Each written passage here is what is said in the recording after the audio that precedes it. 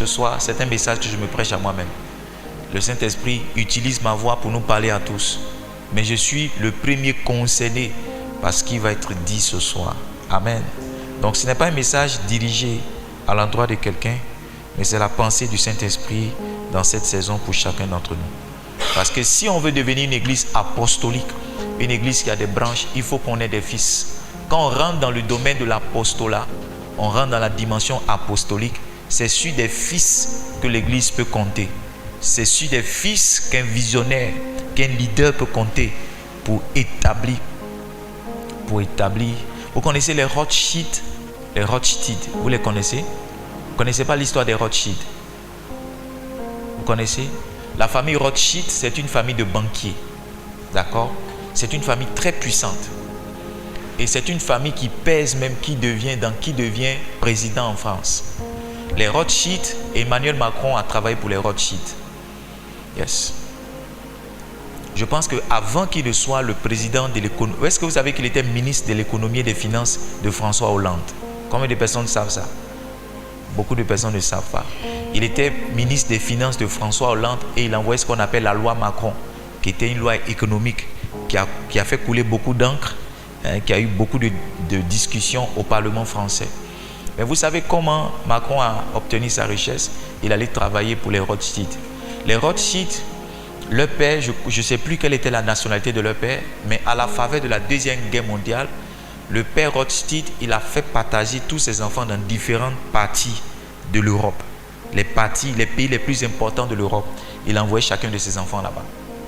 Il a développé un réseau de banques. Donc quand en France, on a besoin d'argent, il peut faire prêter de l'argent en France par l'Angleterre parce qu'il est un de ses fils qui est en Angleterre. Donc les Rothschild, c'est une seule famille, mais qui appartient à plusieurs pays. Donc voyez-vous, ce monsieur était un visionnaire. Quand il a voulu établir son autorité, sa domination en Europe, il a fallu qu'il conçue des fils. Il a fallu qu'il ait des fils.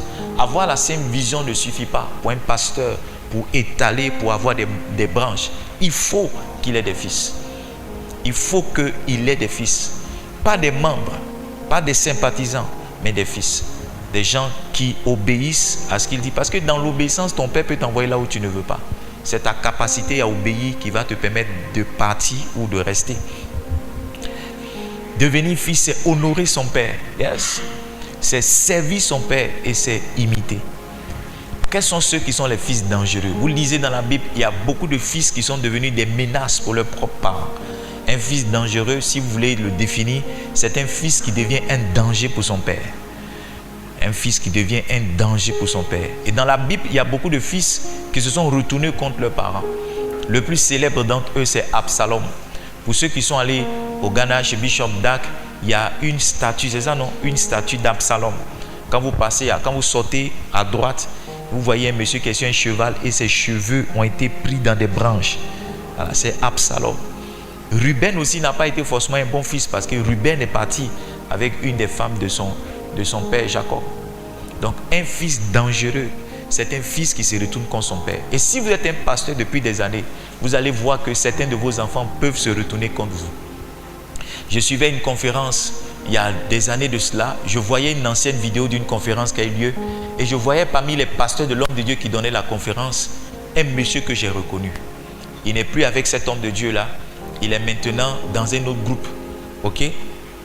Mais quand je le voyais dans cette conférence, en train de crier « Oh yes » pendant que son père prêchait, quand je le voyais en train de sauter, je ne pouvais pas m'imaginer qu'il pouvait changer de camp. Donc voyez-vous, si on n'a pas été enseigné à ces choses-là, Satan peut utiliser une faiblesse qu'on a dans une saison pour changer nos vies. Beaucoup de personnes que vous voyez être des criminels ne sont pas nés des criminels. Quelquefois, certaines situations, certains environnements les ont changés, les ont métamorphosés. J'ai vu un de mes fils qui a battu sa femme. Et je lui ai posé la question, ton papa battait-il ta mère? Il a dit oui. Voyez-vous, à la base, il n'est pas méchant. À la base, il n'est pas mauvais. Mais son environnement l'a façonné. Son environnement a défini un type de caractère qu'il a maintenant et un type de comportement qu'il a vis-à-vis de sa femme. Alléluia. Ce soir, je veux nous enseigner comment, et je vais continuer le mercredi prochain, comment est-ce qu'on reconnaît un fils dangereux. Pour que nous aussi, s'il y a ces symptômes-là en nous, on puisse travailler à les changer. Est-ce que vous êtes ici? Donc je vous enseigne à partir du livre du Bishop Dag qui s'appelle Ceux qui sont des fils dangereux. D'accord? Moi aussi, les gens vont enseigner à partir de mes livres. En fait, les gens ont commencé à enseigner à partir de mes livres. Donc on enseigne, pas parce qu'on veut juste copier, mais on enseigne à cause de la pertinence du message. Amen. Amen. Parce que nous sommes aussi fils du Bishop Dag et nous imitons aussi comment les choses sont faites dans l'église. Amen. Oui, c'est pas aussi l'imitation qu'on affirme sa filiation, n'est-ce pas? Yes. Donc si chez mon père prêcher avec un livre et la manière de faire, alors moi aussi je flotte dans ça. Donc premier signe des fils dangereux, 12 signes qui dévoilent les fils dangereux. Je vais essayer de vous donner 6 ce soir et 6 le mercredi prochain. D'accord? Fais pas tous les songes dans le même sommeil. Il faut noter premier signe, un fils dangereux est plein de ressentiment et d'amertume. Un fils dangereux est quoi? Plein de ressentiment et d'amertume. Un fils dangereux est plein de ressentiment et d'amertume. Un fils dangereux est plein de ressentiment. By the way, ça veut dire d'ailleurs. Hein? J'aime bien cette expression en anglais. By the way, vous pouvez trouver ce livre-là dans le Macarios et le lire. Amen. Quand Dieu a commencé à m'enseigner sur les fils, le Saint-Esprit m'a conduit à aller prendre ce livre. Je pense que j'ai lu beaucoup de livres du Bishop Dag, mais celui-là, je ne me rappelle pas l'avoir lu. Dans cette saison-là, le Saint-Esprit m'a... Et j'ai été béni de retrouver ces points que l'Esprit de Dieu m'avait donnés dans ce livre. L'imitation, l'écoute, l'honneur et le service. C'est vrai qu'il a étendu ces points-là en 7, mais moi, dans tout ce que j'ai enseigné, on peut retrouver ces 7 points-là. Donc ça aussi, ça montre que le Saint-Esprit vous parle. Parce que quand il vous dit quelque chose qui est confirmé par les écrits d'un père, vous réalisez que vous n'enseignez pas votre propre doctrine, mais que le Saint-Esprit vous dit de quoi. Allons-y ensemble dans le livre de 2 Samuel, chapitre 13, verset 22. Esprit de révélation, esprit de puissance, descends sur nous ce soir. Enseigne-nous. Absalom ne parla ni en bien ni en mal avec Amnon, mais il le prit en haine parce qu'il avait déshonoré Tamar, sa sœur. Vous connaissez l'histoire d'Absalom? Sa sœur Amnon avait été violée par un autre de ses frères qui s'appelait Amnon. Et quand l'histoire est arrivée, la Bible dit qu'il n'a rien dit. Il a dit à sa sœur, ne fais pas plus de scandale, rentre chez toi. Mais il a gardé le silence, d'accord? Mais en réalité, il avait pris son frère en haine. Vous devenez un fils dangereux quelquefois lorsque vous êtes rempli de ressentiment, lorsque vous êtes rempli d'amertume. D'accord? Dans l'apparence, vous montrez qu'il n'y a rien. Et quand on vous demande, mais vous dites qu'il n'y a rien. Il n'y a rien, il n'y a rien. Mais au fond de vous, il y a certains sentiments qui vous dévorent. Il y a certains sentiments qui ont commencé à vous ronger. Et vous savez, tout commence de l'intérieur. Ce qui a commencé à vous ronger à l'intérieur, un jour va se manifester à l'extérieur. C'est pourquoi quand vous sentez une certaine amertume dans le cœur, quand vous sentez quelque chose qui vient heurter votre cœur, il faut commencer à présenter votre cœur au Seigneur. Priez. N'ayez pas honte d'aller dire à Dieu, regarde, je suis jaloux de mon frère. N'ayez pas honte d'aller dire à Dieu, Seigneur, je commençais à haïr ma soeur. N'ayez pas honte de dire à Dieu, j'ai commencé à détester mon épouse. N'ayez pas honte. Mieux vous présenterez votre faiblesse au Seigneur, plus tôt il vous guérira et mieux ça sera pour vous. D'accord? Il y a 4 sources principales par lesquelles l'amertume peut venir dans votre cœur. By the way, dans mon Hébreu chapitre 15, verset 12, ou c'est Hébreu 12, verset 15. Hébreu 12, verset 15. Dans mon Hébreu 12, verset 15. Hébreu 12, verset 15. Amen. Veillez à ce que nul ne se prive de la grâce de Dieu, à ce qu'aucune racine d'amertume poussant des rejetons ne produise du trouble et que plusieurs n'en soient affectés. L'auteur du livre d'Hébreux dit qu'on doit veiller à ce qu'on ne se prive point de la grâce. Mais qu'est-ce qui peut nous priver de la grâce? Un cœur rempli d'amertume. Donc voyez-vous, ce que je vais vous enseigner ici, ce n'est pas une pilule que je vais vous donner d'avaler pour devenir l'esclave d'un pasteur, vous comprenez? Mais c'est une sagesse que je vais vous enseigner pour multiplier la grâce de Dieu dans votre vie. Est-ce que vous me suivez? Parce que beaucoup pensent que quand on enseigne des messages sur la loyauté, c'est pour avilir les gens, c'est pour endoctriner les gens. Non, vous avez intérêt à être des hommes loyaux.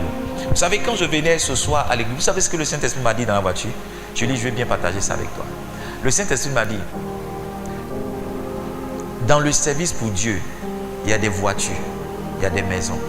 C'est ces deux choses-là. Et il y a des voyages. Il m'a dit ça. Il m'a dit, sur le chemin que tu as emprunté, tu vas rencontrer des voitures. En d'autres termes, tu vas posséder des voitures. Deuxième chose, tu vas posséder des maisons. Troisième chose, tu vas voyager. C'est ce que le Saint-Esprit m'a dit quand je venais. Il dit, mais la chose principale pour que ces choses-là deviennent une réalité dans ta vie, c'est ta fidélité. Ta capacité à rester, ta capacité à produire du fruit et ta capacité à ne pas changer. Trois choses qui vont montrer votre fidélité. Votre capacité à être là où Dieu a voulu que vous soyez. Votre capacité à produire du fruit et votre capacité à ne pas changer. J'étais dans le bureau du Bishop Dag. Je crois que c'était le dimanche 3 août. C'est ça? Dimanche 3 août ou dimanche 4 août. Je ne sais plus. Dimanche 4 août. On était dans son bureau, mon épouse et moi, avec certains pasteurs. Et il a dit, le vrai sens de la loyauté, c'est de ne pas changer. Si vous dites que vous aimez quelqu'un, que cela ne change pas. Si vous dites que vous êtes frère à quelqu'un, que cela ne change pas. Si vous dites que quelqu'un est votre fils, quelqu'un est votre père, que cela ne change pas. Donc Dieu m'a dit, aussi longtemps qu'un homme est fidèle, il peut voir toutes ces belles choses que les autres voient dans leur ministère, dans son propre ministère. Donc le message que j'enseigne, ce n'est pas vous avilir, faites de vous mes esclaves, mes serviteurs, mais c'est vous attacher à une grâce. C'est faire en sorte que vous ne vous priviez point de la grâce. Je vais aller plus loin pour vous dire une chose qui est un secret. Beaucoup pensent que le ministère, c'est la prière, c'est le jeûne. No, ministry is all about graces. Le ministère a tout à voir avec la grâce. L'apôtre Paul dit, I am what I am by the grace of God. Je suis ce que je suis par la grâce de Dieu. Il dit, la grâce de Dieu n'a pas été vaine envers moi. Elle m'a amené à travailler. C'est pas ça. Donc l'apôtre Paul dit, tous les fruits qu'il a pu avoir dans le ministère, le grand nom qu'il a pu avoir, c'est venu simplement par la grâce. Maintenant, la grâce est disponible pour tous. Mais certaines choses peuvent nous amener à en être privés. Parce que la proximité que tu as avec un homme de Dieu ne suffit pas pour bénéficier de la grâce que tu as sur lui. C'est une attitude de cœur réel, une position de cœur réel qui est le véritable catalyseur pour attirer l'onction, pour attirer la grâce qu'un homme de Dieu transporte. Tu peux être avec moi, mais aussi longtemps que tu ne m'aimes pas, aussi longtemps que tu ne m'honores pas, aussi longtemps que tu me détestes, ce que je transporte, tu ne peux pas l'avoir. Donc la proximité ne suffit pas, c'est la position du cœur qui est l'élément déterminant. Et je veux vous enseigner comment est-ce que vous n'allez pas laisser votre cœur être gagné par le diable. Parce que quand le diable va commencer à vous affecter, vous éloigner de ce qui est pour vous, il va commencer à toucher votre cœur. Donc il y a 4 sources principales qui créent l'amertume. La première source principale qui amène l'amertume dans le cœur des fils d'un homme de Dieu, qui font que ces gens-là deviennent des fils dangereux, c'est la réprimande. La réprimande. L'incapacité à accepter qu'on te parle d'une certaine manière. C'est ça qui fait que quelquefois, ton cœur tombe dans l'amertume. Il y a des gens qui ne dorment pas une nuit, 2 nuits, 1 semaine, 3 semaines, parce que le pasteur, suppose-t-il, leur a parlé mal, ou le pasteur leur a repris, il leur a dit quelque chose qui ne devrait pas le faire. Je vais vous dire la vérité. L'un des plus grands tests de la filiation de fils, c'est au niveau de la réprimande. C'est pourquoi, à l'école de disciples, c'est pas ça, pasteur Christelle, en classe de disciples, on vous enseigne la réprimande. Parce qu'on dit que si vous ne pouvez pas accepter la réprimande, vous ne pouvez pas être un fils. S'il y a une chose, vous tous qui êtes ici, que votre père a plus fait et que votre mère a plus fait dans votre vie, c'est la réprimande. Pas plus tard qu'aujourd'hui, faut peut compter le nombre de fois où je l'ai réprimandé. Oui, même en venant ici, une réprimande est venue. Bénissez Dieu si votre père peut encore vous réprimander. Yes, bénissez Dieu si quelqu'un peut encore faire des remarques sur votre manière de travailler, sur votre manière d'être. Bénissez Dieu parce que son intention c'est de vous mettre sur le droit chemin. Beaucoup de personnes ne savent pas justement l'objectif de la réprimande. Elles pensent que la réprimande vient pour les déshonorer alors que la réprimande vient pour les aider. Vous êtes calme, mais je sais que mon message est en train de passer. Allons-y, Proverbes chapitre 13, on va lire le verset 1. Juste après on lira le verset 18. Proverbes chapitre 13, verset 1. Un sage écoute l'instruction de son père, mais le moqueur n'écoute pas la réprimande. Il y a 2 types de personnes que vous pouvez être. Un fils sage ou un fils moqueur. La Bible dit la différence entre ces deux-là, c'est que le premier écoute l'instruction, écoute la réprimande. Le second n'en a que faire de la réprimande. Donne-moi le verset 18, j'ai dit c'est ça? La pauvreté et la honte sont le partage de celui qui rejette la correction. Mais celui qui a égard à la réprimande est honoré. Quand un père s'arrête à côté de son fils, ou il présente son fils devant les gens pour dire celui-ci est mon fils, comme mon père l'a fait la dernière fois, beaucoup de personnes pensent que c'est seulement les bonnes choses qui sont arrivées. Je peux vous dire combien de fois mon père m'a réprimandé et combien de fois il l'a fait devant les gens. Yes. Je peux vous dire combien de fois mon père m'a réprimandé au téléphone, en présentiel et même devant les gens. Je peux vous le dire combien de fois. Celui qui ne supporte pas la réprimande ne peut pas être comme un fils. Est-ce que tu sais que tu trouves illégitime que quelqu'un qui n'est pas ton père te parle d'une certaine manière? Quelqu'un est là? Quand tu rencontres quelqu'un dans la rue qui te fait des reproches sur ton attitude, ton visage est serré. C'est parce qu'on t'a appris à ne pas répondre aux personnes âgées que tu ne réagis pas. Mais au fond de toi, tu n'acceptes pas ce qu'il a dit. C'est vrai, mais c'est faux. Parce que tu le trouves illégitime. Ça veut dire que si ton père ne peut pas te réprimander, c'est qu'il n'est pas légitime. Tu l'as pas établi comme ton père légitime. Il est juste un tuteur pour toi. Tu es là pour quelque temps. Quand le temps viendra, tu t'en iras. Vous devez accepter la réprimande. Vous devez bénir Dieu que quelqu'un vous réprimande. Vous devez accepter que quelqu'un vous tire les oreilles. Vous devez l'accepter. Yes. Le révérend Béni m'a dit, if you want to give something to God, give it properly. Si tu veux donner quelque chose à Dieu, donne-le proprement. À l'époque, nous habitons dans une partie de l'église et une autre partie constituait le temple. Et moi qui pensais qu'on avait fait beaucoup, le monsieur est venu me dire, regarde, tu n'as absolument rien fait. Si tu veux donner quelque chose à Dieu, qu'est-ce que tu as donné à Dieu et puis tu as une partie qui est pour toi, il y a une partie, non, tu n'as rien fait. Personne ne m'a fait parler jusqu'à présent sur ce ton-là. 2 années après, quand on a déménagé, quand on est arrivé chez nous, je l'ai appelé pour dire ce que tu m'as dit il y a 2 ans, je viens de le faire. Et je lui ai même dit merci de m'avoir réprimandé. Parce que si la réprimande n'était pas là, il n'allait pas me sauver. Et cet aspect du ministère qu'on voit maintenant, on ne l'aurait pas vu. En d'autres termes, si quelqu'un s'arrête sur la réprimande de maintenant, les paroles difficiles qu'il peut entendre, il va s'empêcher de rentrer dans un futur glorieux. Je vous dis la vérité. Le test de la réprimande, c'est vraiment un des grands tests de la filiation. Un des grands tests de la paternité. Un père commence à se taire si un fils lui montre qu'il n'a pas le droit de le réprimander. Et il attend juste le moment où il lui dira, papa, je m'en vais. Il dira, ok. Ok. Première source d'amertume, c'est quoi? Première source d'amertume, c'est quoi? J'ai dit, les fils dangereux, c'est quoi? Le premier point, c'est quoi? Le fils dangereux, c'est quoi? Ce sont des fils, c'est un fils qui est plein de ressentiment et d'amertume. Et je suis en train de vous parler de 4 sources qui envoient l'amertume en général dans l'église. Je vais lire avec vous 2 derniers passages. Proverbes chapitre 27, verset 5. Lisons ça. Proverbes chapitre. Mieux vaut une réprimande ouverte qu'une amitié cachée. Si quelqu'un vous aime vraiment, il ne va pas finir. Tu vois, quelquefois tu parles à quelqu'un et puis tu ne lui dis pas le fond de ta pensée. C'est quand vous raccrochez ou bien quand tu te sépares de lui, tu vas maintenant faire un commentaire à quelqu'un pour dire, je parlais lui là, mais bon, tu sais, tu te gardes de lui dire la vérité parce que tu n'es pas sûr qu'il le prendra bien. Il y a un de mes amis pasteurs avec qui je suis très direct parce qu'il m'a donné la possibilité de parler avec lui. La dernière fois, nous parlions ensemble et il m'a dit qu'il a engagé son fils aîné. Il est en train de préparer son fils aîné pour prendre la relève du ministère. Et je lui ai dit, qui t'a dit que c'est ton fils aîné qui prendra la relève de ton ministère? As-tu plusieurs enfants? Il m'a dit oui. J'ai dit, mais ce n'est pas ton fils aîné. Il dit, non, tu sais que les premiers-nés appartiennent à Dieu. J'ai dit, oui, c'est pas faux. Mais Jacob n'était pas le premier-né d'Isaac. Hello? Je lui ai dit, Joseph n'était pas le premier-né d'Isaac. Yes. Et beaucoup d'autres exemples dans la Bible qui nous montrent qu'il y a ce qu'est la loi et il y a ce qu'est l'instruction de Dieu dans une saison.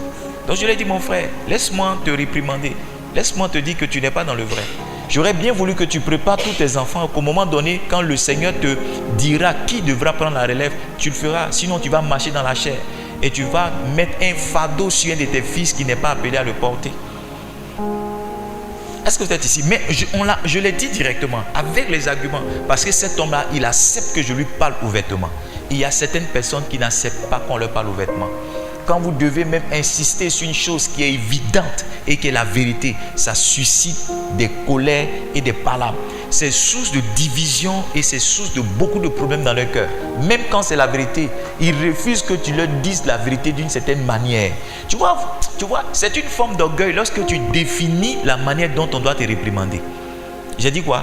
C'est une forme d'orgueil quand toi tu définis comment on doit te réprimander.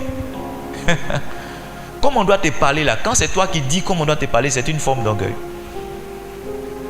C'est une forme d'orgueil quand tu fais quoi? Quand tu définis la manière dont on doit te parler. Allons un peu plus vite. Deuxième source d'amertume, c'est l'injustice. C'est comment? L'injustice. L'injustice.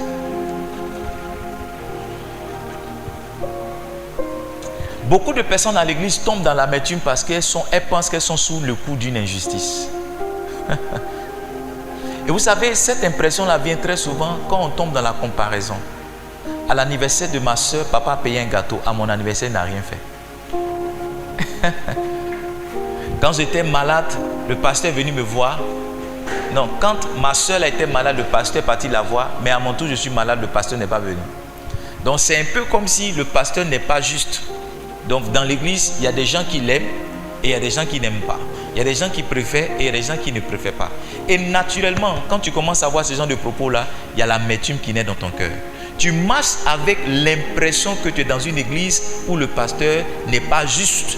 Il y a quelque chose qu'il fait, il y a quelque chose qu'il fait pour certains, il y a quelque chose qu'il ne fait pas pour certains.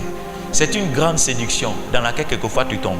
Et quand tu as la possibilité de parler à ce pasteur-là, souvent tu réalises que ce n'est pas parce qu'il ne voulait pas aller chez toi, mais il y a une indisponibilité qu'il a gardée là. Une fois, je parlais avec quelqu'un au téléphone, je lui disais, je priais pour elle parce que cette personne était malade. Je vous l'ai dit ici. Et quand j'ai raccroché, le Saint-Esprit m'a dit, tu vois, elle ne sait même pas que toi tu es souffrant. Mais si tu ne l'avais pas appelée, elle aurait dit, j'étais malade, mais le pasteur ne m'a pas appelé. Mais elle ne sait même pas que tu es souffrant. Une soeur voulait venir me voir ici à Dabou. Elle m'a dit, pasteur, je voulais venir vous voir. J'ai commandé un yango, mais j'ai vu que c'est 20 000 francs. Et c'est trop pour moi pour que je vienne. Donc je suis obligé d'annuler notre rendez-vous. J'ai dit à cette soeur-là, chaque fois que je suis allé te voir, quand tu m'as appelé dans l'urgence, j'ai payé plus que ça. Et quelquefois, je suis allé te voir, tu m'as donné une offrande de 10 000. Pendant que moi, j'ai loué une voiture ici à 25 000. J'ai mis un carburant dedans, 15 000. J'ai payé 40 000 francs pour aller prier chez toi. Je suis revenu, tu m'as donné une offrande de 10 000. Je lui ai dit, tu vois, je n'étais pas censé te dire ça. Mais quelquefois, j'ai besoin de te donner une information pour que tu saches le prix que je paye dans le secret. J'ai dit, chaque fois que je suis allé te voir, j'ai payé plus que ça. Et Dieu seul sait combien de fois tu m'as donné une offrande qui vaut 20 000.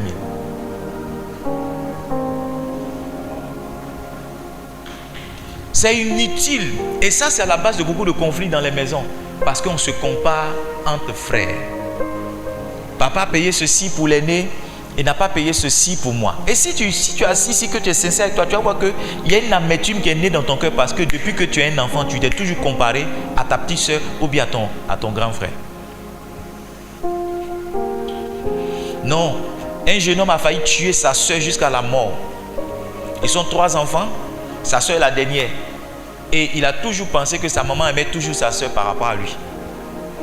Donc quand il a un problème avec sa soeur, il met toute la haine, tout le ressenti qu'il a, il met contre ça. C'est inutile de vous comparer. C'est inutile. J'ai appris ce qu'on appelle l'équité. Quand j'ai appris l'équité, j'ai arrêté de me plaindre. Un jour, j'ai posé la question à ma mère. Je lui ai dit, mais pourquoi quand moi je te demande 10 000, tu me donnes 1000 francs? Et que lorsque mes frères te demandent 10 000 francs, tu leur donnes 20 000. Je lui ai posé cette question-là quand j'étais un adulte. Ma mère m'a dit, depuis que tu es un enfant, tu t'en sors seul. Les autres là n'arrivent pas à être comme toi. Donc, je ne peux pas vous donner la même chose. Et ils ont plus besoin de moi. Tu vois, il m'a fallu de la maturité pour comprendre.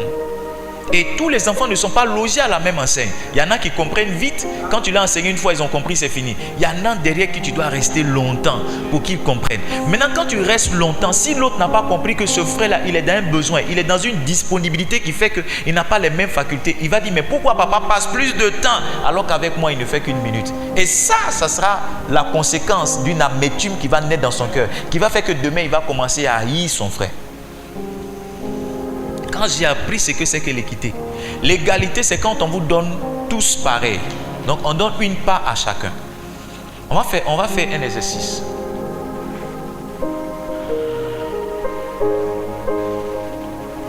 Qui est grand ici? Benny, viens. Viens, mon champion. On va faire... Viens ma fille, viens ma fille. Arrête-toi là.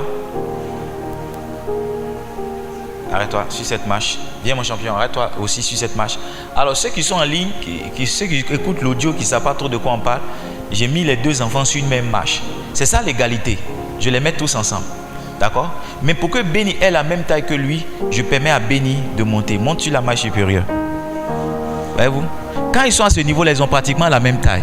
Mais je ne leur ai pas donné la même chose. À lui j'ai donné un seul. Mais à elle, j'ai donné deux. Parce que c'est comme si elle a des choses en manque par rapport à lui. D'accord? Donc l'égalité, c'est quand on leur donne la même chose. On donne pain 25 à tout le monde. Mais l'équité, c'est lorsqu'on permet à un autre d'avoir un peu plus pour être au même niveau que l'autre. Il y a des gens ici qui n'ont pas le même niveau spirituel. Il y a des gens ici qui peuvent se passer du pasteur. Mais il y en a, si le pasteur n'est pas là, ils vont mourir. Est-ce que vous comprenez? Donc ceux qui sont dans ce deuxième cas-là, le pasteur aura tendance à être plus présent dans leur vie. Pas parce qu'il n'aime pas les autres, parce que les autres peuvent se débrouiller.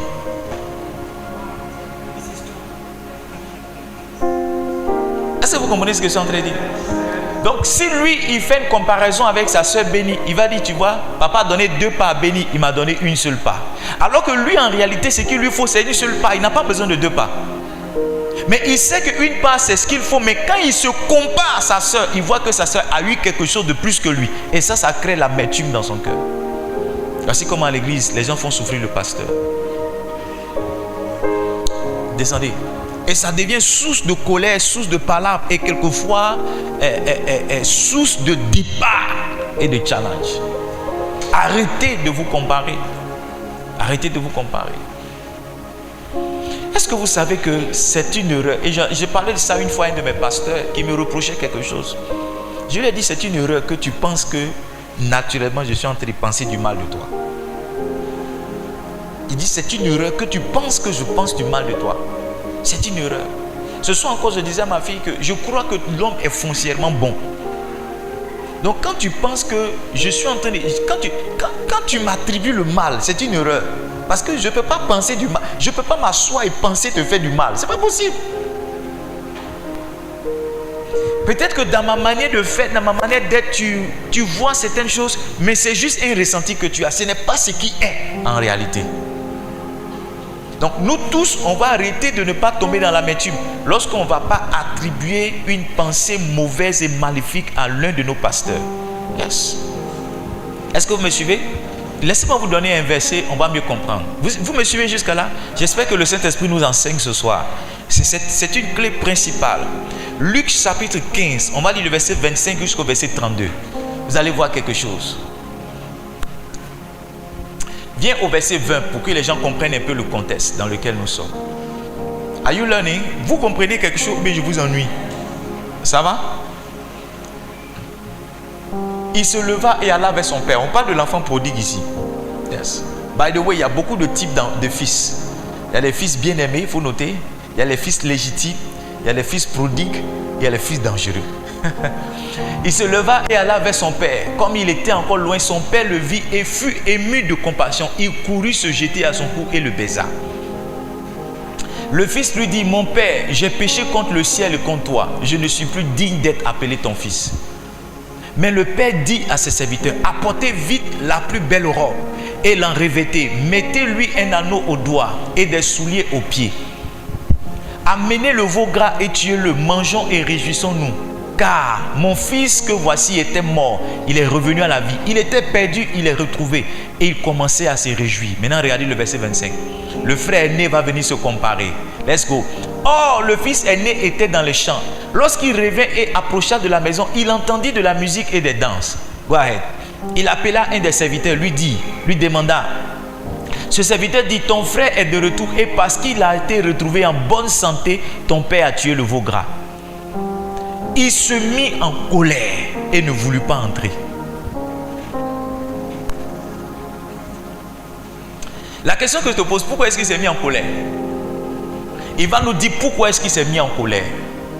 Est-ce que j'ai fini de lire le verset précédent? Il se mit en colère, ne voulut pas entrer. Son père sortit et le pria d'entrer.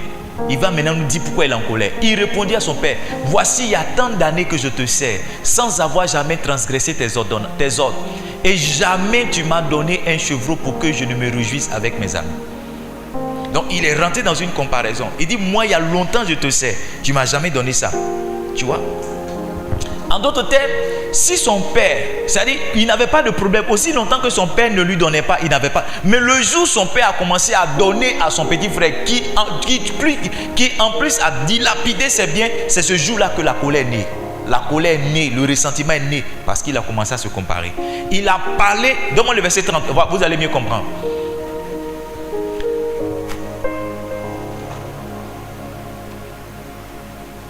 Viens au verset 30.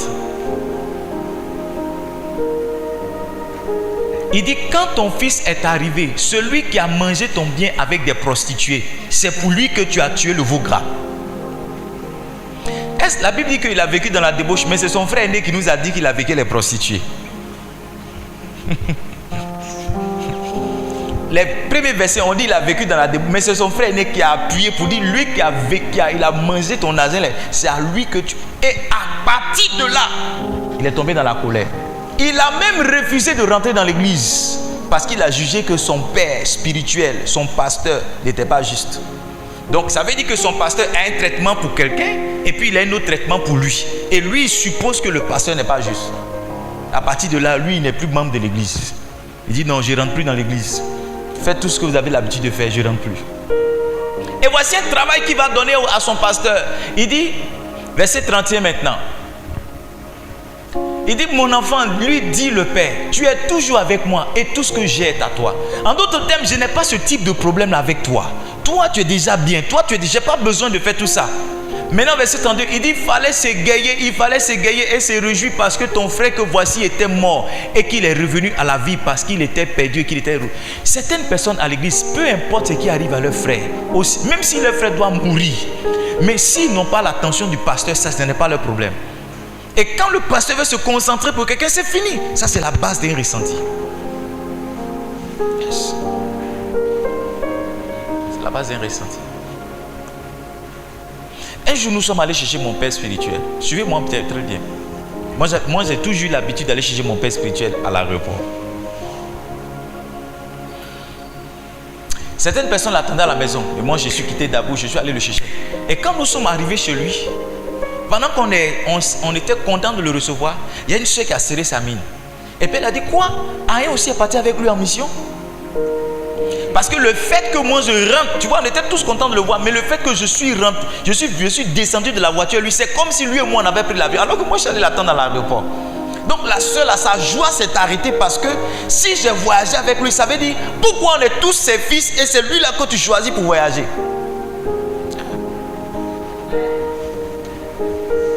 Sa joie s'est arrêtée à l'instant. Vous dites, ouais, comme si vous aussi, vous n'êtes pas... Yes. Je vous dis la vérité, hein. Quelle que soit ta maturité, quand on donne une faveur à ton frère qu'on ne te donne pas, il y a un premier pincement qui vient dans ton cœur. Et c'est après que tu te ressaisis. Est-ce que vous êtes sincère avec vous-même? Ou bien vous êtes ici en train de vous blaguer? Je suis pasteur, bon, je suis en train de parler devant Dieu et je vous libère mon cœur. Yeah. On est tous des amis, on marche ensemble, 3 pasteurs. Mais il y a 2 qui reçoivent une invitation, tu ne reçois pas. Quelque chose arrive à ton cœur d'abord. Il y a une secousse. Et puis maintenant tu reviens à toi-même pour dire non, je ne dois pas penser du mal. C'est Dieu qui invite. C'est Dieu qui crée pour lui. Pour moi, on va venir.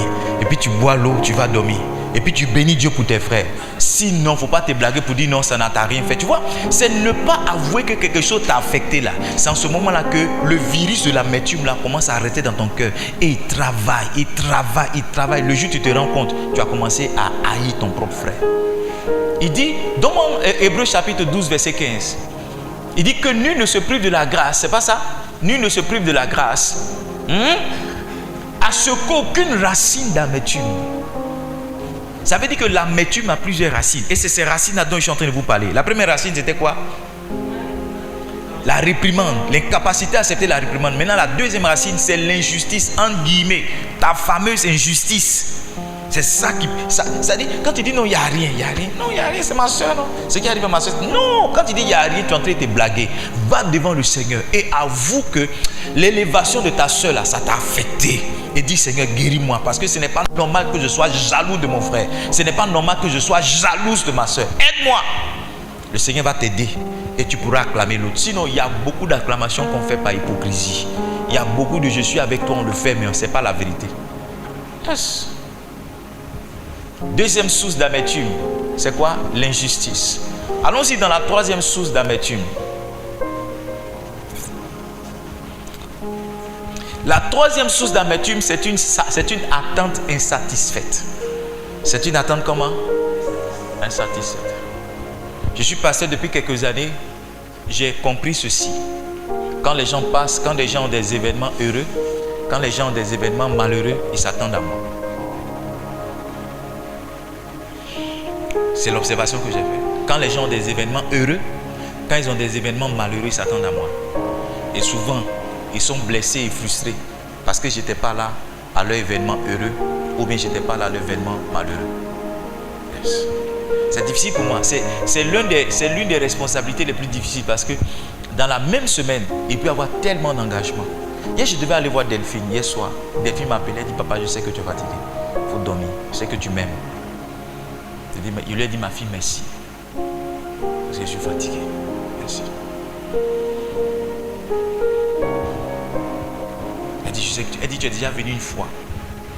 J'ai dit: je suis déjà venu une fois, mais tu n'es pas encore venu. Et elle dit: je sais que tu es fatigué. Repose-toi, ne viens pas encore. Repose-toi. Combien de personnes peuvent dire ça? Parce que les gens ne voient que le bout de leur nez. Les gens ne voient que le bout de leur nez. Ils s'en foutent. Est-ce que tu as le carburant pour venir? Est-ce que tu as le transport pour venir? Est-ce que tu as dormi suffisamment pour être en forme? Est-ce que tu peux conduire pour venir? Non, pour eux, ils avaient un événement, tu n'es pas venu, c'est fini. Ils avaient un événement, tu n'es pas venu, c'est tout. Ils avaient un événement, tu n'es pas venu, c'est tout. Parce que tu n'es pas venu, c'est fini. La troisième source, la troisième racine d'amertume, c'est quoi? Une attente insatisfaite. Donc ils sont là, ils commencent un mariage, tu n'es pas venu.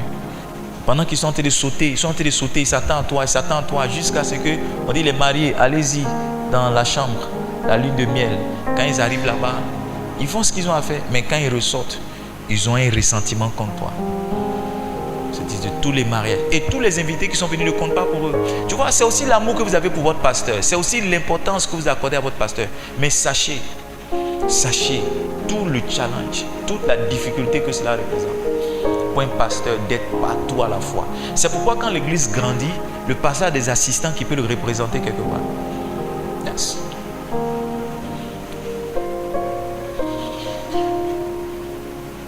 Vous n'avez pas idée combien de fois c'est difficile pour un homme de Dieu. Il y en a qui viennent, qui t'expliquent le problème dans ton bureau, mais qui ne savent même pas que où tu es assis, tu n'as pas 1000 francs sur toi. Oui, parce que quand ils viennent, ils se disent que quand ils vont insister sur les problèmes, ça sera, tu vas toucher ton cœur, tu vas leur donner l'argent. Mais ils ne savent pas que toi-même tu es assis là, tu n'as rien. Et quand ils partent, ils disent: ah, je suis allé expliquer mes problèmes au pasteur. Il n'a même pas donné 5 francs. Tout l'argent qu'il prend, tout l'argent qu'il prend là, fait rien. Il prend, c'est pour sa femme et lui. Yes. Ah, c'est mon épouse qui est là. On est parti voir un frère à l'hôpital. J'avais donné l'argent du marché à mon épouse. On était parti prendre, je crois, les résultats d'Iris ou bien la fête. Après ça, elle partait au marché. Mais sur place, j'ai dit à ma femme: où est l'argent que je t'ai donné? On a donné tout l'argent parce qu'il fallait faire des examens. Comment on va manger après? On a donné tout ce qu'on avait. Mais quand ce n'est pas au niveau, quand ce n'est pas à la hauteur, c'est les mêmes qui disent: j'étais dans tel problème, je n'ai pas vu le pasteur. Mais tu ne sais pas. Moi, il n'y a pas un fonds qu'on me donne pour faire du social. Il n'y a pas un fonds. Il n'y a pas un fonds. Si je vous donne quelque chose, sachez que c'est quelqu'un qui m'a donné. Je reçois du salaire de personne. Non, sérieusement, est-ce que vous êtes d'accord avec moi? Je reçois du salaire de personne. Si je vous dois donner 1000 francs, sachez qu'il y a quelqu'un qui est passé avant vous, qui m'a donné les 1000 francs pour vous donner. Je travaille nulle part. Le seul travail que j'ai, c'est de vous prêcher et prier que votre vie aille.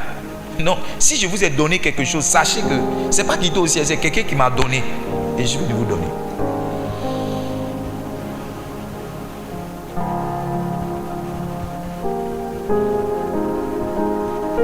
Beaucoup de personnes, malheureusement, je comprends, c'est normal. Si ton pasteur dans ton mariage, ça va rehausser ta cérémonie, c'est pas ça? Si ton pasteur dans, je sais pas moi, dans ton anniversaire, ça va rehausser ta cérémonie. Mais quelquefois, demande-toi, est-ce que ton pasteur là, il est dans le temps qu'il faut pour venir? Est-ce qu'il a les éléments qu'il faut pour venir? Depuis que moi je sais ça, d'accord, je n'en veux à personne. Parce que quelquefois, le petit orgueil qu'on a, ou la petite image qu'on veut préserver, on ne dira pas ce qui est le fond. Je ne vais jamais te dire que ma fille, je voulais venir chez toi, mais je n'avais pas le transport. Je ne te dirai jamais ça. Tu comprends, non? Mais je te dirai autre chose qui est plus conforme à ma fille. Désolé, la prochaine fois, je serai là. Mais je ne te dirai pas. Je ne te dirai pas. Je ne te dirai pas que tu ne m'as pas vu. C'est parce que ma fille, la seule que j'ai, est malade. Je ne te dirai jamais ça. Je ne te dirai pas, tu ne m'as pas vu parce que mon fils ne se porte pas bien depuis 2 jours. Je ne te dirai pas ça. Tu vois? Toi, tu diras, ah, j'avais besoin de lui. Il m'a dit qu'il allait venir. Il m'a dit qu'il allait faire ça. Il allait me donner ça. Il a dit. Comme il n'a pas fait, c'est fini. Tu es fâché. Tu ne viens plus à l'église. Tu n'es plus membre de l'église. Tu ne viens plus à la tribu. Tu ne viens plus ceci. Tu ne viens plus cela.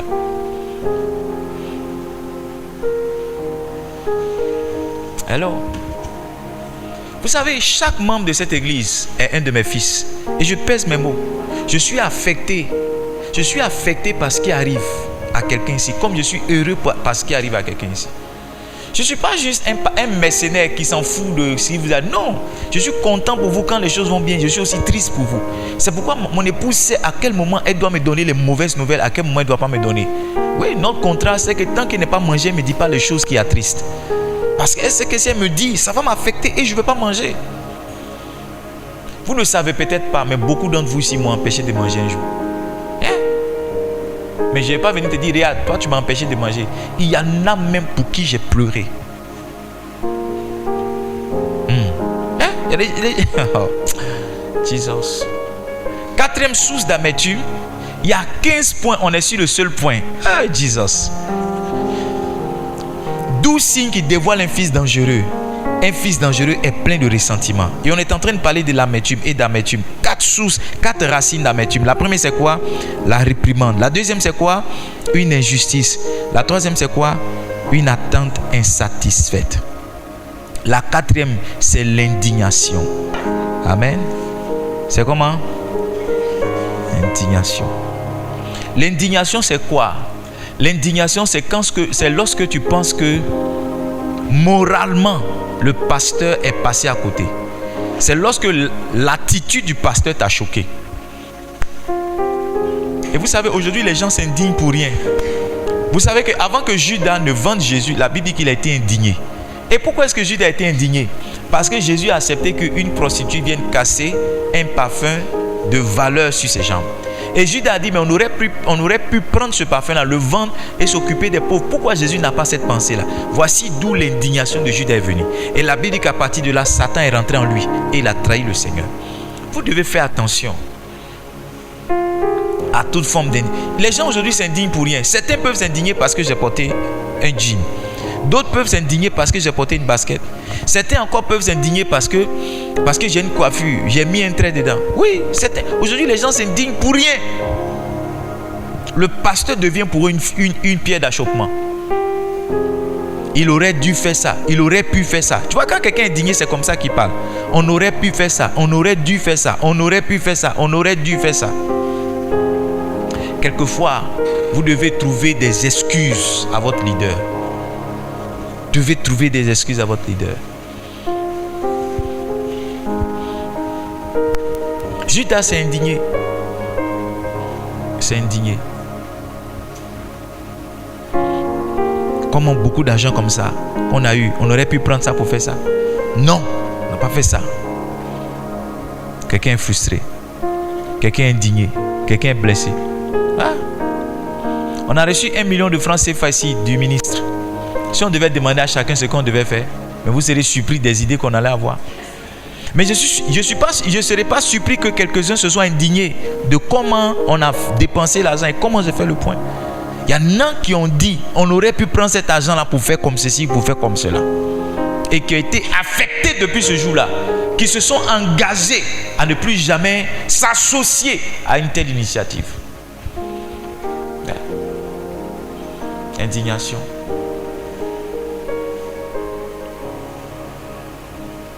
Pourquoi il a parlé comme ça? Pourquoi il s'est assis comme ça? Pourquoi il a fait ceci? Pourquoi il a fait cela? Moi, je vous dis la vérité. Pratiquement toutes mes actions sont conduites par le Saint-Esprit. Sont conduites par le Saint-Esprit. Ce que je fais, tu peux, et peut-être qu'on mettra ça dans une attente insatisfaite, mais tu peux me presser dans une saison pour prier pour quelqu'un et je ne vais pas me presser pour le faire parce que je ne sens pas dans mon cœur de le faire. Mieux, le Saint-Esprit m'a gardé de le faire, mais je ne te le dirai pas parce que tu n'as pas la maturité d'entendre. Le Saint-Esprit m'a dit de ne pas prier. Est-ce que tu comprends? Tu vas t'indigner. Ah, mais un pasteur, les malades sont là et puis on prend l'argent, on paye jet. Vous ne voyez pas ce genre de commentaires là sur Facebook? Au lieu de prendre cet argent-là pour construire des écoles, il construit des églises. Depuis quand l'église a changé la vie des gens. Et les gens s'indignent pour rien. Ils détestent les pasteurs pour rien. Les pasteurs qu'ils n'ont jamais vus, les pasteurs qu'ils n'ont jamais approché, mais ils sont juste fâchés après ça. Et ils ont décidé de ne jamais fréquenter ces églises. Il y a beaucoup de personnes qui sont blessées ici. Parce que quand ils jugent mes actions, ils se disent que ce n'est pas les actions d'un pasteur. Ce n'est pas les actions dignes d'un pasteur. Judas est en train de dire que Jésus n'était pas digne. N'était pas digne. Une chose qui peut vous indigner encore, c'est la faiblesse de votre pasteur dans une saison. Jésus a dit, je serai pour vous ce soir une occasion de chute, une pierre d'achoppement. Beaucoup d'entre eux ont fui quand ils ont vu celui qui faisait des miracles être arrêté comme un malfaiteur et incapable de répondre. Quelquefois, ce qui arrive à ton pasteur peut t'indigner et peut te faire quitter l'église. Yes. Il y a des pasteurs qui ont perdu leur épouse. Ça n'arrivera pas pour moi au nom de Jésus. Il y a des pasteurs, par exemple, qui n'arrivent pas à enfanter. Mais ce sont des choses qui peuvent indigner des gens.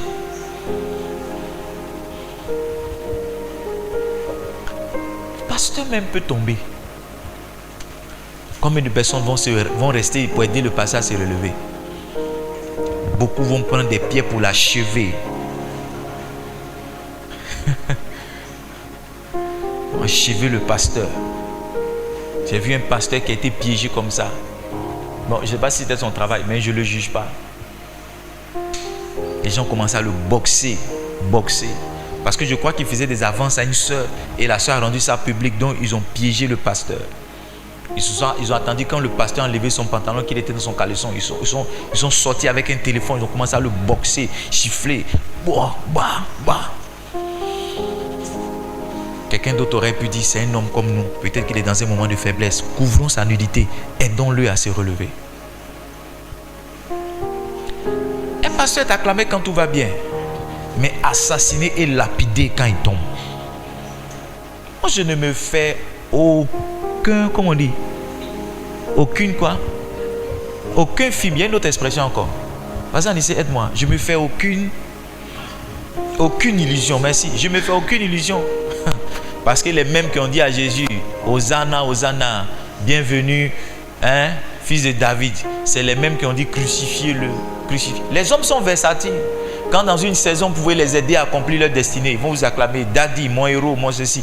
Mais quand dans une autre saison, vous êtes dans un temps de faiblesse, c'est eux-mêmes qui vont dire, ah, nous-mêmes on le voyait venir. Le pasteur là, c'est ça, les hommes de Dieu c'est comme ça. Quand tu n'es pas, il n'avait pas une bonne vie de prière. Parce que quand on le voyait même là, on sentait ça. Un pasteur, les jeunes comme ça, les jeunes filles sont autour de lui. C'est normal qu'il tombe. Nous on voit où? Mais qui va parler? Puis les gens prennent ton nom maintenant pour ajouter. Même ce que tu n'as pas fait, ils vont additionner.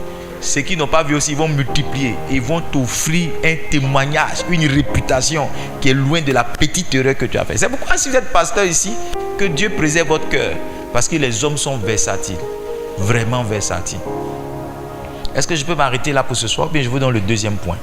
Donc, 12 signes qui dévoilent un fils dangereux. Le premier signe, c'est quoi? Il est plein de ressentiment. Et si tu es ici ce soir que tu es plein d'amertume, il faut savoir que tu es sur le chemin pour devenir un fils dangereux. Et si parmi tout ce, si ce qui a créé, je veux dire, si l'une de ces sources-là est à la base de ton amertume, il faut savoir que tu es en chemin pour devenir un fils dangereux. Il faut aller traiter ton cœur. Il faut aller faire quoi? Le deuxième signe qui montre que tu es un fils dangereux ou qui va t'amener à devenir un fils dangereux, c'est les fils dangereux attaquent leurs frères. Les fils dangereux attaquent quoi? 2 Samuel 13, verset 28. Un fils dangereux attaque son frère. Quand vous grandissez dans certaines familles, vous voyez qu'en fait, votre ennemi n'est pas loin. Je vous assure. Je vous assure, quand vous grandissez dans certaines familles, vous voyez que votre ennemi là, ce n'est pas le voisin, votre ennemi est déjà dans votre maison. Parce que quelquefois, celui qui vous empêche de vous élever, c'est votre propre frère. Même père, même mère, il y a seulement 14 mois de différence entre vous. Je vous assure. Il faut faire l'expérience de certaines situations dans la vie pour comprendre que votre ennemi n'est pas loin. Yes. Un fils dangereux, c'est un fils qui attaque son propre frère.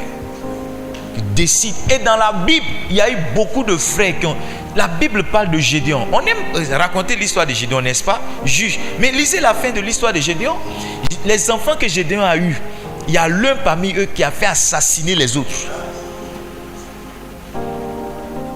Est-ce que on peut trouver ça? Parce que les gens pensent que je raconte des histoires. Ce n'est pas dans mes points, mais le Saint-Esprit me permet de ressasser cette histoire-là, certainement pour aider quelqu'un. Juge, allons-y, Juge chapitre... Gédéon, son histoire, c'est Juge chapitre 6, c'est ça, hein? Juge chapitre 6. Allons-y, Juge chapitre 9. C'est Juge chapitre 9, exactement. Juge chapitre 9. Est-ce que je prêche ici ou bien je vous ennuie? J'ai dit combien? Juge.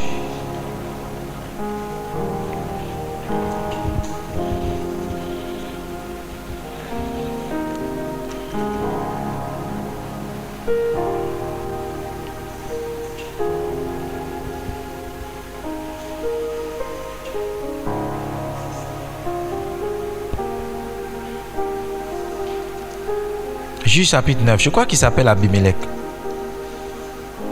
Trouvez la partie où il assassine ses frères. Versets 4 à 5. Yes. Lisons.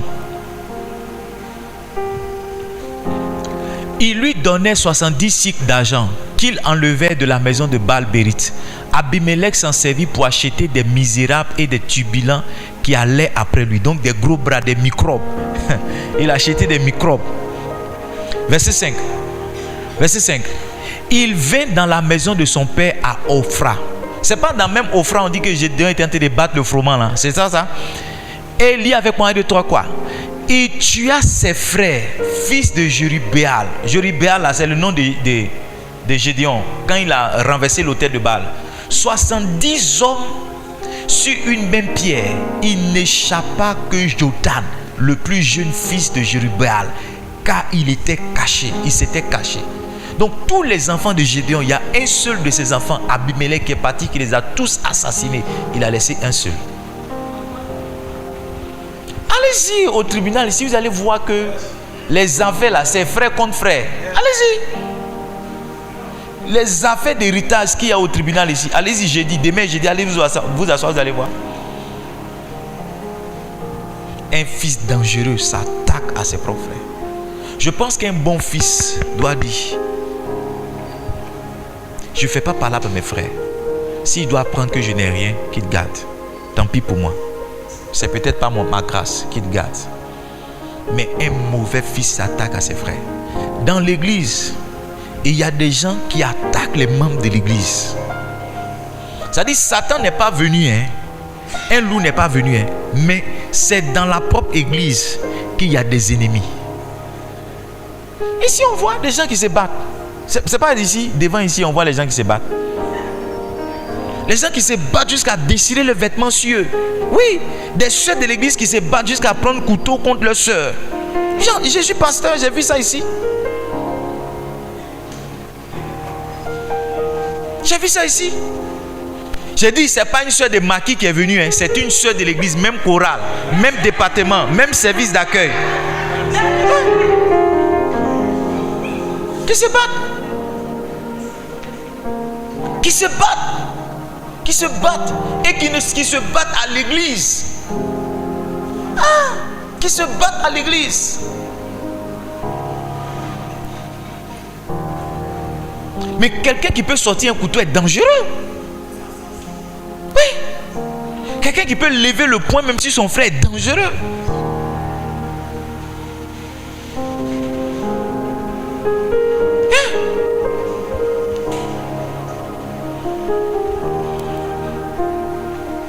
C'est un message de délivrance. Que Dieu nous aide. Que Dieu nous aide. Regardez, il vint dans la maison de son père à Ophra et il tua ses frères, fils de Jérubéal. 70 hommes sur une même pierre. Il n'échappa que Jotam, le plus jeune fils de Jérubéal, car il s'était caché. Ça veut dire que s'il ne s'était pas caché, il allait le tuer. Il y a certains membres de l'église, tu te demandes si ce sont tes enfants ou bien ils viennent d'ailleurs. Parce que la haine qu'ils ont pour les autres. Mon épouse et moi, on a cette position. Ne nous mettez pas dans une situation difficile. Ne me demandez pas de choisir entre Doris et Bénédicte ou bien entre Déborah et Caméla. Ne me demandez pas de faire des choix parce que ce sont tous mes enfants. Donc quand il faut faire palabre entre vous là, vous voulez qu'on fasse quoi? Vous nous mettez en difficulté. Parce qu'on ne va pas prendre le parti de l'un et laisser l'autre. Ce qui me dérange, c'est que quelquefois quand vous faites asseoir, quand vous pose la question, c'est quoi qui fait votre palabre? On est juste davantage encore choqué. Parce que quand on fouille là, c'est non, elle m'a regardé comme ça. Oui, la dernière fois qu'on a réglé un problème, la personne dit non, j'ai observé que celle-là, tous ceux qui ne parlent pas moi dans l'église, elle est avec eux. C'est quoi ça? Donc toi tu es dans une église et il y a des gens qui ne te parlent pas et tu es content. Vous riez comme si ce n'était pas de vous que je parle. Parce qu'il y en a qui pensent que ceux dont je chante et parler ne sont pas venus. Ils sont là. Ils sont là. De toute façon, ils sont comme Eri là. Ils pensent que ceux dont je chante et ils sont là. Parce que si je suis votre papa aussi, il faut que je parle. Vous êtes là mais vous êtes parti.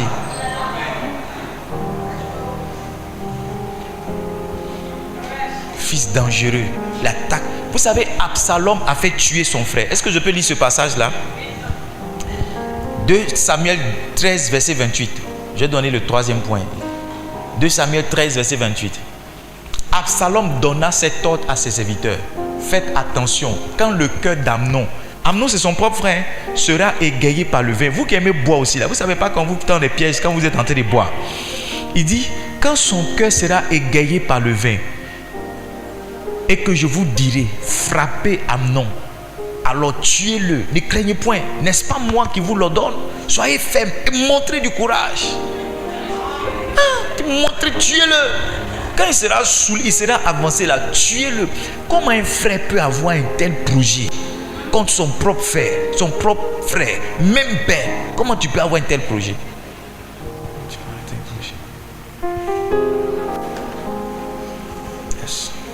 Vous savez, les hommes disent, et je crois que c'est vrai, le caractère d'un enfant se forme à 7 ans.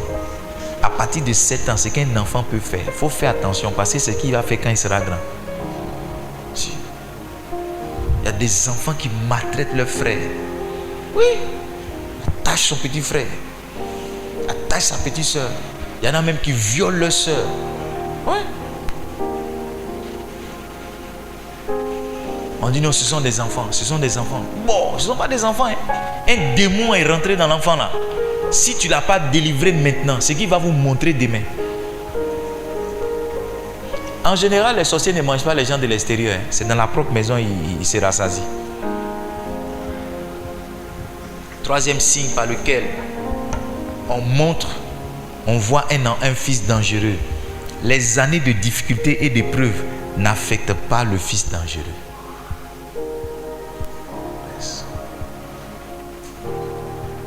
Les années de difficulté et d'épreuve ne changent pas le fils dangereux. C'est l'histoire d'une femme que je connais.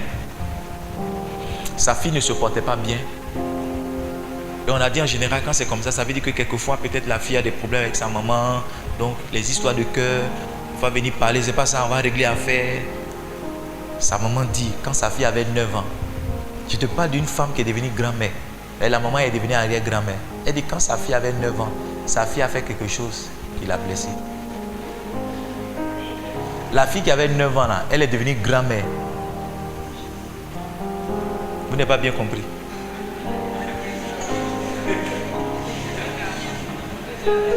C'est-à-dire, un fils dangereux, si tu lui poses la question, il va te rappeler quelque chose. Pas dit qu'on a commencé l'église là, quand on était 3 personnes. Papa lui dit me nommer responsable des chants, il a nommé telle soeur. C'est pourquoi je suis fâché. 1900 Toé.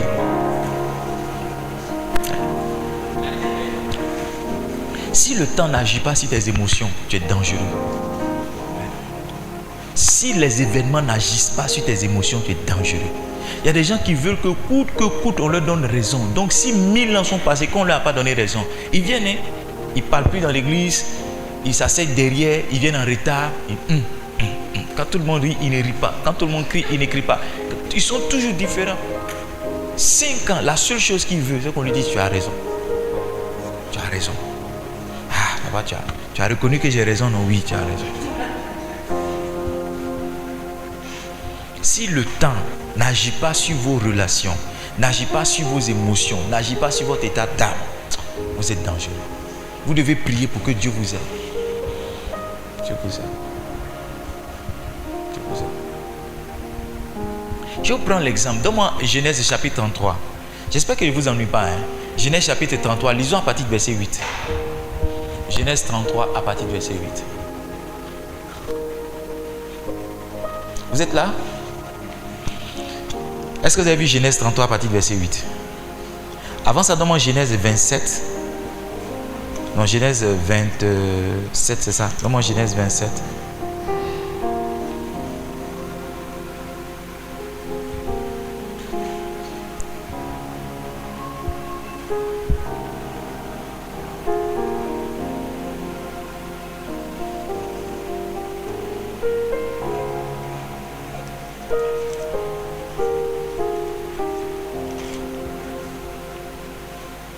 Donne-moi plutôt, il a dit Genèse combien?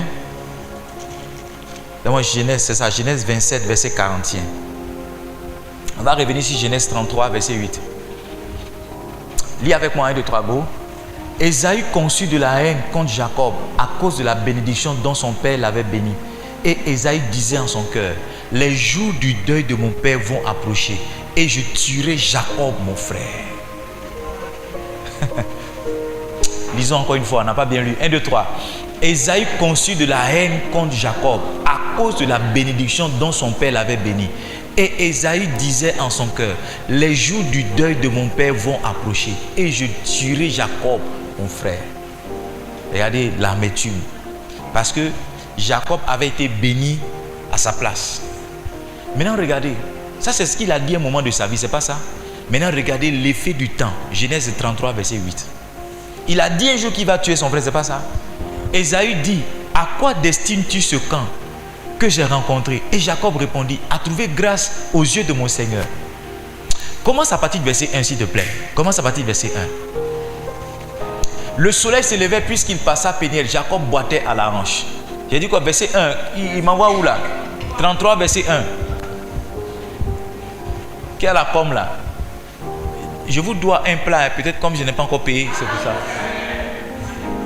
Jacob leva les yeux et regarda, et voici Ésaü arrivait avec 400 hommes. Il repartit les enfants entre Léa, Rachel et les 2 servantes. Parce que pour lui, là, ce que son frère a dit des années avant, il vient pour exécuter ça. Donc il a divisé ses enfants entre ces 2 femmes. Il plaça en tête les servantes. Il a mis les servantes d'abord. C'est pas ça? Les Bila et les Zilpa là, il les a mis devant. S'il doit commencer à les tuer, il va commencer avec elles. Sa femme Léa et Rachel, voilà, il les a mis derrière. Avec leurs enfants, puis Léa avec ses enfants. Et enfin Rachel avec Joseph. Parce que c'est Rachel qui l'aimait. Rachel était enceinte. Ok? Lui-même passa devant eux et il se prosterna en terre 7 fois jusqu'à ce qu'il fût près de son frère. Ésaü courut à sa rencontre et l'embrassa. Et se jeta à son cou et le baisa et il pleurait. Et Ésaü qui avait dit des années plus tard, c'est pas ça, que les jours de deuil de mon père approchent, c'est pas ça, il dit je vais le tuer. La Bible dit que quand il a vu son frère, il a fait quoi? Il a couru, il a pris. Maintenant la question que je te pose, à quel moment est-ce que ses sentiments ont changé? Puisque Jacob n'est jamais retourné aller lui demander pardon. Le temps a agi sur son cœur. Vous devenez un enfant dangereux quand le temps n'agit pas. Quand vous posez la question, vous ressassez une histoire de 1900 Toé, 1900 Tola, 1900 Mathusalem, 1900, oh, en telle année le pasteur a fait ça, en telle année le pasteur a fait ça. Mais tout ce temps-là, tu n'as pas grandi spirituellement. Il n'y a pas un message que le Seigneur t'a donné. Il n'y a pas une explication que le Seigneur t'a donné. Il n'y a pas confort, comment on dit en français, une fortification que le Seigneur t'a donné pour que tu comprennes. Verset 5. Esaü levant les yeux vit les femmes et les enfants et dit: qui sont ceux que tu as là? Et Jacob répondit: ce sont les enfants que Dieu a accordés à ton serviteur. Tu vois, tellement il avait peur de son frère, il s'appelait serviteur. Les servantes s'approchaient, elles et les enfants, et elles se prosternaient. Elles ont fait allégeance. Léa et ses enfants s'approchaient aussi et elles se prosternaient. Ensuite, Joseph et Rachel s'approchaient et se prosternaient. Verset 8, il dit: mais à qui destine tout ce camp que j'ai rencontré? Et Jacob répondit: à trouver grâce aux yeux de mon Seigneur. Tellement il pensait qu'Isaïe allait le faire méchant. C'est comme ça on dit, non? Il s'appelle serviteur et il appelle Seigneur. Et il a même envoyé un gros présent. Combien d'animaux? La dernière fois on a fait le calcul, vous avez vu. Verset 9. Verset 9. Esaïe dit: je suis dans l'abondance mon frère, garde ce qui est à toi. Verset 10. Et Jacob répondit: non, je te prie, si j'ai trouvé grâce à tes yeux, accepte de ma main mon présent. Et c'est pour cela que j'ai gardé ta face. J'ai regardé ta face comme on regarde la face de Dieu. Et tu m'as accueilli favorablement. Le temps doit agir. Il y a quelque chose qui s'est passé en 2020, mais quand tu vois ta soeur, tu dois la prendre pour dire: non, laissons passer tout ça. Tu vois, le fait que le temps n'agisse pas, ça veut dire que tu n'as pas grandi spirituellement. Tu t'es pas maturé. Tu es resté toujours un enfant. Et si tu es resté la même personne, tu es dangereux. Tu es comment? Ça veut dire que si ton pasteur t'a fait quelque chose, tu peux garder ça pendant 5 ans. Le jour où ces accusateurs vont s'élever, toi tu as dit que moi aussi j'ai un dossier. Venez, j'ai un dossier. J'ai un dossier. Le dernier point, et puis on va arrêter. Peut-être qu'on va l'expliquer la dernière fois. Les fils dangereux pensent être irrévocables. Ça, c'est un problème qu'on a à l'église. Les fils dangereux, ils pensent être comment? Irrévocables. Irrévocables, ça veut dire qu'on ne peut pas les enlever. S'il est le responsable des moutons à l'église, il veut rester responsable des moutons toute sa vie. S'il est le responsable des ventilateurs à l'église, il ne veut pas qu'on donne cette responsabilité-là à quelqu'un. Donc depuis que l'église existe, lui il est le responsable des ventilateurs. Le jour où le pasteur nomme un autre responsable des ventilateurs, ça suffit pour qu'il ne vienne pas à l'église. Oui, j'ai vu des gens comme ça. J'ai vu des gens comme ça. J'ai dit: tu n'es plus responsable de temps. C'est fini, elle n'est plus venue à l'église. Maintenant, suivez-moi. Il y a 2 cas dans lesquels on va vous révoquer. Le premier cas, lorsque vous travaillez bien. La récompense pour un travail bien fait, c'est un autre travail qu'on te donne. Quand tu as bien travaillé à un certain niveau, on estime que tu es devenu meilleur, on te met à un autre niveau. Mais il y a des gens, même avec la promotion, ils ne veulent pas. La dernière fois, ma femme et moi, on a vu un de mes collègues quand on travaillait à la banque. Lui, il n'a jamais voulu de promotion. Il était caissier. Donc on l'amène à la formation parce qu'avant de te donner une promotion, on te forme. Il dit non, lui il n'a pas dit qu'il veut changer, lui il ne veut pas. Et il est resté là jusqu'à sa retraite. Il y a des gens comme ça.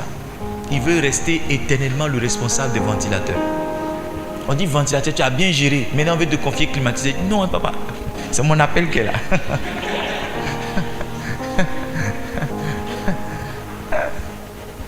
Le premier cas, quand tu travailles bien, on te fait bouger.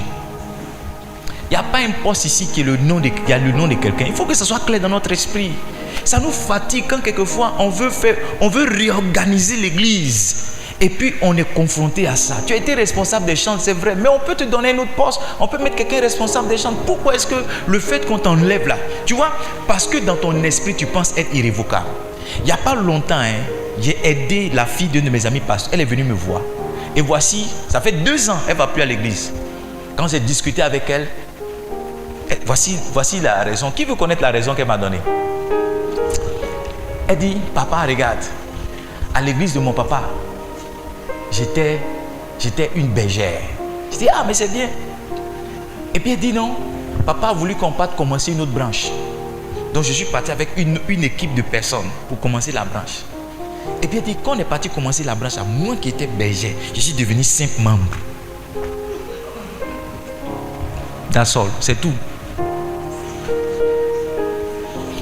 Comment elle, qui était une bergère, elle avait des responsabilités, elle est dans l'église, elle n'a aucune... C'est pourquoi elle est partie. voyez, beaucoup d'entre vous, vous pensez que l'amour que j'ai pour vous fait que je ne peux pas vous enlever de certains postes. Vous mélangez tout. Vous mélangez les sentiments et vous mélangez la profession. Vous mélangez tout. Donc quand tu étais responsable des ventilateurs, qu'on dit non, on t'enlève responsable des ventilateurs, on va t'envoyer responsable des magasins, tu es fâché. Ou bien même quand tu n'as pas de poste, c'est fini. C'est fini. C'est comme si tu étais décensé dans l'église. C'est comme si tu étais rabaissé dans l'église. C'est comme si tu étais déshonoré dans l'église. Et maintenant tu t'assois derrière. Tu t'assois derrière un mois, après tu ne viens plus.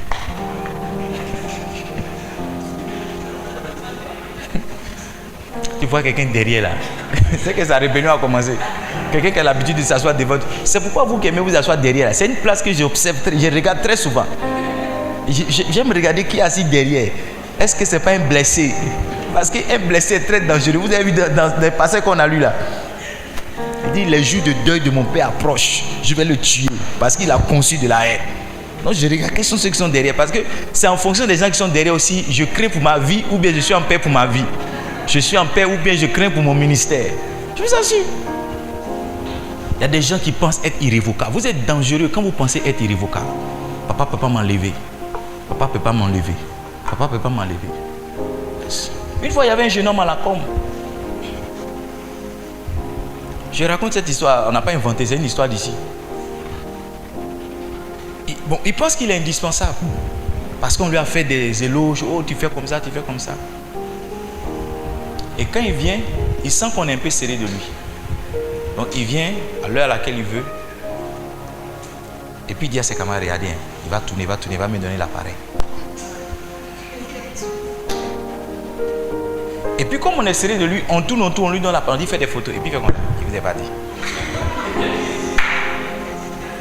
Maintenant il s'assoit derrière. C'est comme ça les gens font. Ils pensent qu'ils sont incontournables. Et c'est le piège dans lequel, quelquefois, quand vous êtes seul à un poste, c'est le piège dans lequel Satan vous met. Parce que comme il n'y a pas de la concurrence et que vous êtes seul à faire et que quelquefois, vous savez, au royaume des aveugles, le bon est roi. Donc avec vos insuffisances là, on vous acclame pour dire non. Quelquefois, on vous acclame pour vous aider à aller de l'avant. Mais les petites acclamations qu'on a fait, c'est fini pour donner des fleurs. Il y avait une soeur qui chantait ici. Je lui ai dit, toi, tu ne peux pas aller chanter dans une église. Tu ne peux pas aller chanter. C'est à Livingstone ici, tu peux chanter.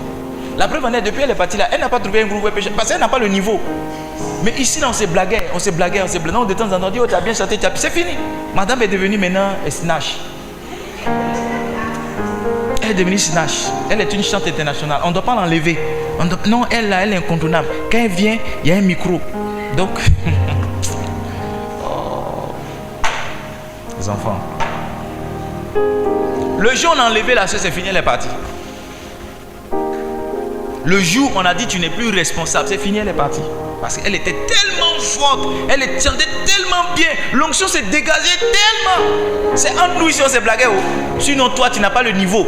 Je vous dis la vérité, il y a certains ouvriers ici, vous n'avez aucun niveau. Vous n'avez aucun niveau, c'est parce qu'on veut vous aider quand vous donne le poste. Quelquefois, c'est parce qu'il n'y a personne qui est mieux que vous qu'on vous met là. Sinon, vous n'avez aucun niveau, c'est que vous êtes en train de faire là, c'est zéro. Vous n'avez aucun niveau. Vous savez pourquoi vous n'avez aucun niveau? Parce que le fait que vous partez sur les autres là, il y a un complexe qui vient en vous. Parce que quand vous regardez le niveau de travail des autres et vous regardez pour vous, vous sentez que vous n'êtes pas au même niveau. Vous sentez, vous êtes complexé. Quand on dit venez, vous êtes complexé, vous sentez. Mais une fois qu'on arrive ici, c'est fini. Vous êtes une des cornes du diable, vous êtes intouchable. Vous êtes intouchable. Ce qu'on fait à Igor cette année.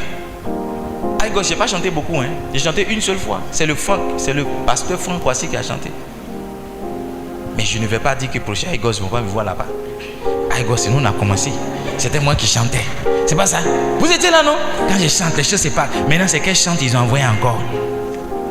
Il y a des gens même qui ont dit ça à ma place. Qui est venu prendre la place de notre papa là? C'est qui est venu prendre la place de notre papa là? Et puis on n'entend pas la voix de notre papa là.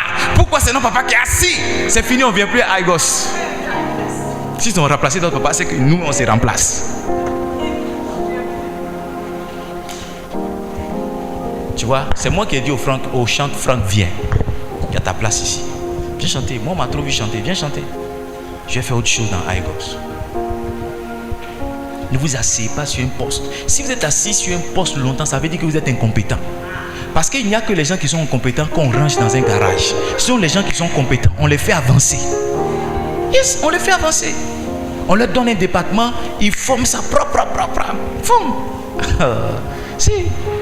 Ma fille n'est pas là, je ne vais pas la critiquer. Si elle était là, j'allais la critiquer. Vous êtes là, mais vous êtes parti. Personne n'est irrévocable. Même Pasteur Diane qui est là, souvent son poste est menacé. Oui. Son poste est menacé. Je lui dis, si c'est comme ça, je vais t'enlever. Son poste est menacé. Fort ici, combien de fois, c'est peut-être vous êtes dressé, sinon combien de fois on l'a chassé du piano? Qui a déjà vu Fort, on l'a chassé du piano ici? Qui a déjà vu? Les autres n'ont jamais vu ça. Il dit, laisse le piano, laisse. Oui, en pleine, il dit laisse, il dit laisse. Et puis il laisse, il dit disparaît. Mais toi, est-ce qu'on peut te dire laisse le piano, tu vas revenir? Le même jour, tu vas fermer la porte, tu nous comme ça. Bon maudit. Si vous m'avez vu ici, il a encore coupé mes pieds. Si vous m'avez vu ici, encore coupé mes pieds. Si je suis venu ici là, voilà, il n'y a qu'à devenir fou. Si, c'est comme ça que vous allez parler. Parce que vous êtes intouchable. Vous êtes irrévocable. Décembre arrive, on va changer les postes. C'est un message pour préparer vos cœurs. Avant que je ne donne les nouveaux postes, je vais vous faire écouter ça. Et j'ai dit que chacun mette sa main sur son cœur pour dire Seigneur, sauve-moi de la haine et de l'amertume. Parce qu'il y a des gens qui sont ici, ils ne veulent pas, leur petit poste là, ils ne veulent pas bouger. Yes. J'ai dit quelque chose, ne dis pas ça fort. Hein?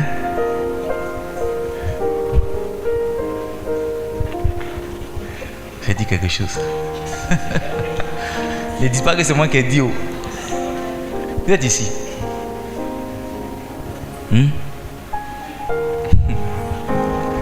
y a quelqu'un dans ce pays-là, on lui a pris son poste. Vous connaissez l'histoire, non? Il y a quelqu'un, on lui a pris son poste. Depuis qu'on lui a pris son poste, c'est fini. Il est devenu rebelle dans sa propre rébellion. Vous suivez l'actualité, non? Il est devenu rebelle dans la rébellion qu'il a créée. Il a créé un livre là. Il est devenu rebelle dedans encore. Parce que on ne devait pas lui prendre son poste. Il dit, mon petit poste de président de là, ils sont venus prendre ça. C'est ça. Voici comment la rébellion naît dans les nations, naît dans les églises. Parce qu'il y en a qui pensent être irrévocables. Moi, on ne doit pas m'enlever. Il y a même des joueurs, on avait un joueur comme ça. Il y a des joueurs là, quand on dit sort, il vient dire à l'entraîneur, je ne sors pas. Si. Vous êtes jeunes, on avait des éléphants. Quand on dit sort, il vient comme ça. C'est pas qu'il est au loin, il vient comme ça. Il dit à l'entraîneur, je ne sors pas. Et puis il retourne. Ma fille, tu es étonnée. Qui connaît ce joueur-là? Si, en Côte d'Ivoire. On dit non, remplacement. On monte son numéro. Il vient devant comme s'il vient. Je ne sors pas. Et puis il retourne. Ça ne va pas quelque part. Parce que lui ne comprend pas pourquoi on doit le remplacer. Alors qu'on dit 22 joueurs. Mais lui dit dans les 22 là, lui il est irremplaçable. C'est comme ça. Les crises dans les équipes de football, parce qu'il y en a qui pensent qu'on ne doit jamais les remplacer. Il y en a qu'on les remplace là, ils shootent l'eau là. Quand les amis veulent, ils disent laissez-moi. Mais tu es sur le terrain, tu fous rien. Un but même tu ne marques pas, tu nous donnes des buts, mais tu ne veux pas qu'on te remplace. C'est comme ça. Les gens, ils sont à des postes, ils ne foutent rien. On dit réunion, il ne vient pas. On dit résultat, il ne donne pas. Mais quand il dit non, je suis à l'église de mission, je suis le responsable des ventilateurs. Mais quand on vient à l'église, il y a 3 ventilateurs qui ne marchent pas. Oui, les ventilateurs ne marchent pas. Mais il dit non, je suis le responsable. Mais on veut l'enlever aussi, ces problèmes. Mais les ventilateurs ne marchent pas. Le jour où tu l'enlèves en même temps, il prend les ventilateurs, ils sont bons.